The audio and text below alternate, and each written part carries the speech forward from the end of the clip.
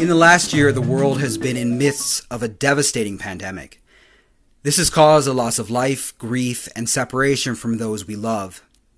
And for many, it means a separation from their faith, as religious and spiritual services and gatherings have been shut down or limited, necessarily, to curb the spread of the virus. This combination of grief and separation has caused an immense amount of spiritual hunger. In my tradition, the Christian tradition, I find the answer to spiritual hunger in Scripture.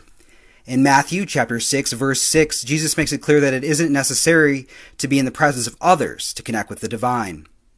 You can go to your closet and shut the door to pray, he says.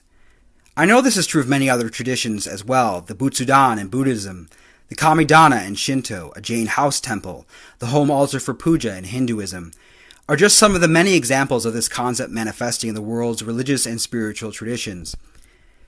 You can connect with spirit by going to this personal sacred space and looking inward. Even before the pandemic, I created a room in my home that is dedicated to prayer and to facilitate that connection with God. This has been tremendously helpful to me in satisfying spiritual hunger in the last year. I realize not everyone can set aside an entire room, but any spot in your home, indoor or outdoor, can be set aside to satisfy spiritual hunger, in the same way a kitchen is set aside for physical hunger. The key is to set aside this spot for spirituality, so that when you go near that spot, your thoughts are not of the stressors of everyday life, but of spirit. You can decorate this space with various objects and spiritual mementos, but it isn't necessary if you are unable to. All that matters for satisfying spiritual hunger is creating an atmosphere where you can be with yourself and have that connection with the divine. And to be clear, this isn't just something to help in a pandemic lockdown.